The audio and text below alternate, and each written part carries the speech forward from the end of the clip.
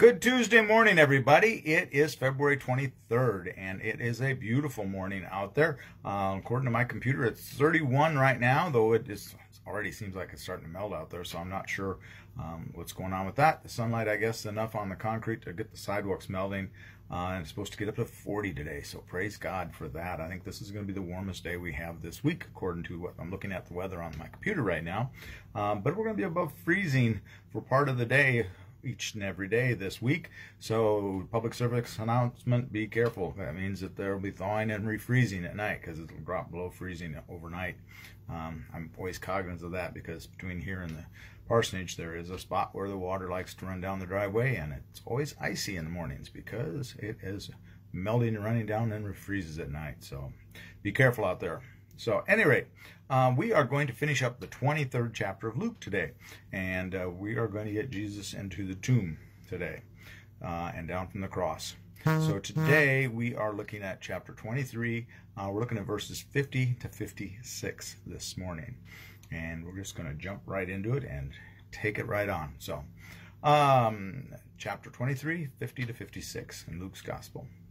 Now there was a good and righteous man named Joseph, who, though a member of the council, had not agreed to their plan and action.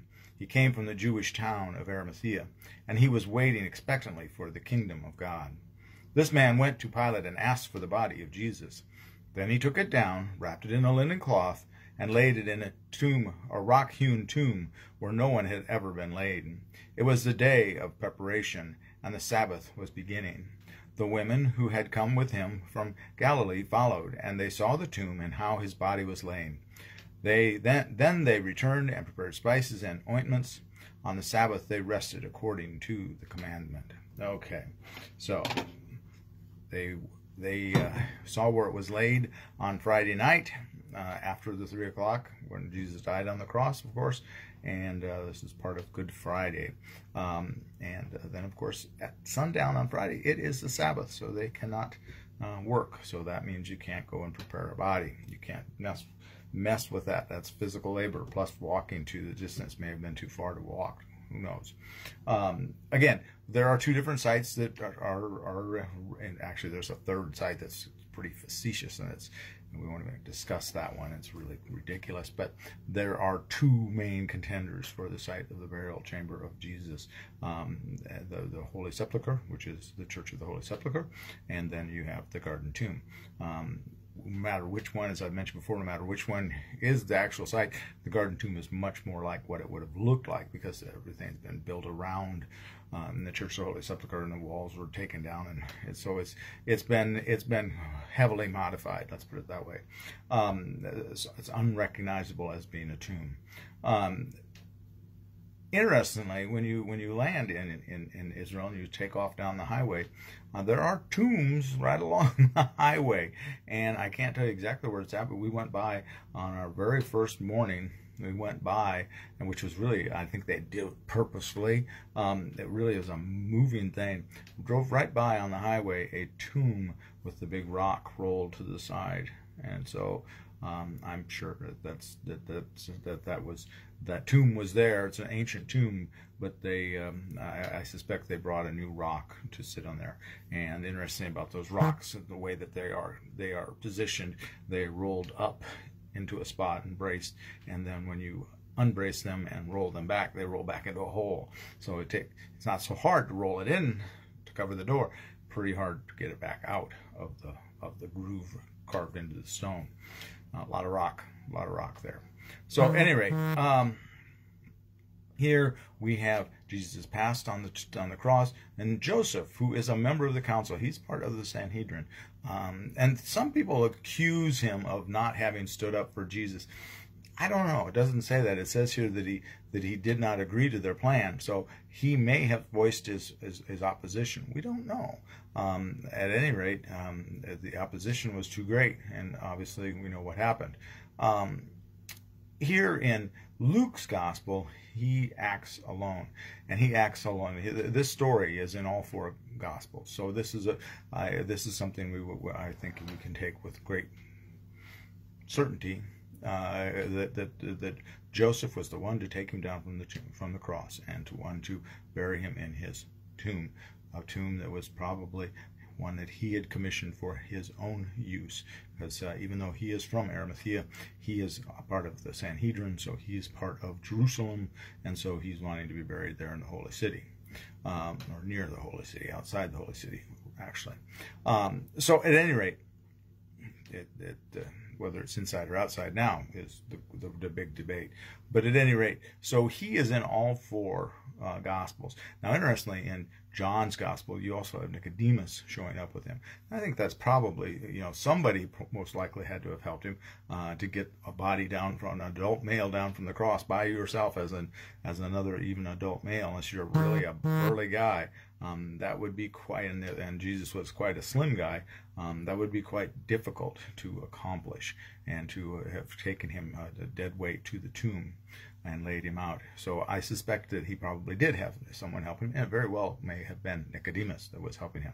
Now, interestingly, in John's Gospel, they bring copious amounts of spices with them. They bring 75 pounds is the translation, I believe, in the NIV, as to the weight. So whether that is exactly the weight, we don't know. It's copious. It's a large, it's an extravagant amount. So the idea there is the extravagance. This is something fit for a burial, fit for a king. Okay. But here in the Synoptics, there's no mention of preparation of the body, other than the wrapping it in the linen cloth and then placing it in the tomb. And here the women kind of sneak along apparently and follow them and at a distance apparently and see where the tomb is at, and then they go and thinking, well, obviously these guys didn't do it right, so we've got to come back and properly prepare the body after the Sabbath is finished. And that's what's going on here. So they go and they rest according to the commandment. They are good and observant Jews, obviously. Another interesting thing when you're talking about holy relics and icons and all of that is the Shroud of Turin. And I don't know if you've all heard of the Shroud of Turin. If you haven't, boy golly, you need to look it up and read about it. It's a fascinating subject. I think that there's probably the Shroud is one of those things I've read a lot about through the years, and actually this week I've been reading and listening about the Shroud. I have a suspicion that there is potential that the Shroud is real, actually. At any rate, it's a great mystery as to how it was formed. I don't know how it was formed. There's ideas and theories, none of which are completely convincing. So there is no pigment on it, there's no stain on it. It is a photonegative at the time of, even at the time when they would have the first knowledge of it, that would have been, contrary to what some people try to claim. The amount of energy required to have created that was beyond their capacity at that time. So to have created it as a photonegative, and why would they have created it as a photonegative? So that whole thing is interesting. So that's just, I could talk for a long time about the Shroud of Turin, so I won't any longer. But do go and look at it. It is interesting. It's a very interesting story and thing. But the point here is where we've got poor old Joseph here, who does get a lot of shade, as Clint sometimes says, throwing shade on someone.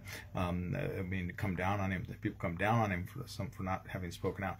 I'm not sure that he spoke out or not. I don't know. The